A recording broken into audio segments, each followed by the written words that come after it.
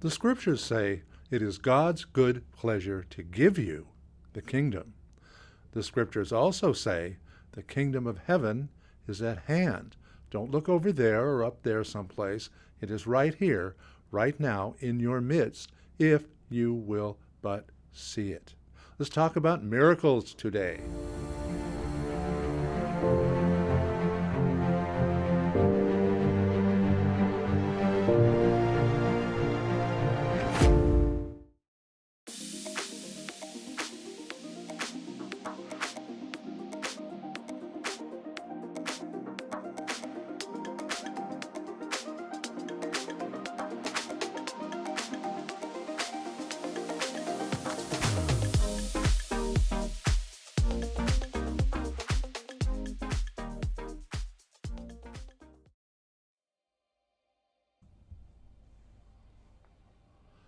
I often tell those I minister to that we can literally create our own miracles. Sometimes, though, I will be challenged. A person will say, "Hey, I try to create miracles every day and nothing changes. I think what you say is bogus. What do you think about that?" "Are you saying there are no miracles in your life?" I respond. They will often counter with something like, "Don't tell me about the birds, the trees, the flowers. They won't change my life. I need the real thing. I need..." And then they will list the things, situations, or people that will actually constitute a miracle to them. Do I try to convince them that everything around them is a miracle? That the universe itself is a miracle? That the greatest miracle of all is their very life? No.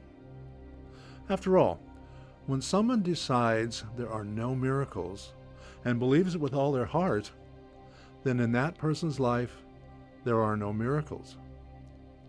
When they've lost someone they love, or their home is in foreclosure, or they don't have enough money to buy clothes for the kids, or they've lost their job, perhaps due to a pandemic, or they find themselves in unfriendly surroundings, miracles seem like the last thing to expect. Hope for, maybe, but expect? Well, perhaps not, or so it would seem. But here's what I tell them. I know that miracles are the simplest form of energy in the universe. Why? Because all it takes to create them is a thought. Simply by moving from impossible to possible, you change the energy field within you and around you. You open a slight crack in the so-called hard reality of daily living and allow in just enough light to shift your focus. Just a little. But a little is all it takes. And once the light begins to shine, the picture changes. I tell them, miracles are not supernatural. They are the very essence of the natural world. No matter the appearance, miracles are always unfolding, always presenting themselves for us to see, or not to see. It depends upon our perspective, our thinking. God, love, spirit, the universe will not send you a miracle. Why? Because you brought all the miracles you will ever need with you when you came into this life. You are a miracle born of a miracle. That's the great gift your Creator, however you perceive that, gave to you. The capacity to create the miraculous with a change of mind. Believe it, don't believe it, it's your call. But the moment you choose to see the miracle in everything, the miracle appears. As Daniel Handler, better known as Lemony Snicket, writes in The Lump of Coal, miracles are like pimples, because once you start looking for them, you find more than you ever dreamed you'd see.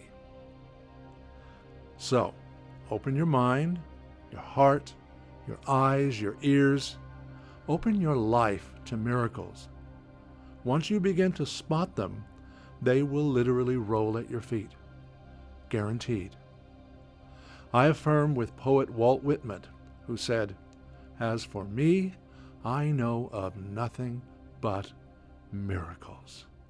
And so it is.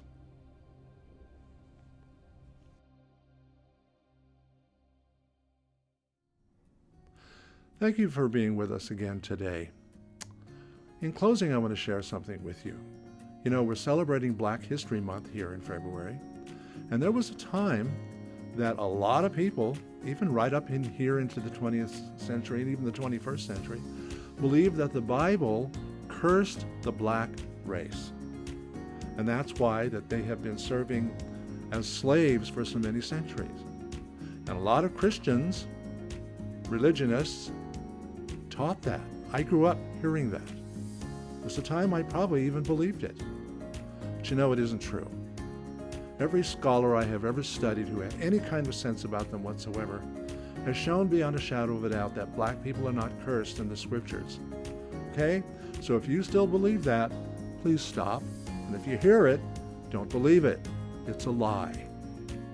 Nobody is cursed in the Bible forever, not even us. In 1 Corinthians 13, it says, "Love keeps no record of wrongs."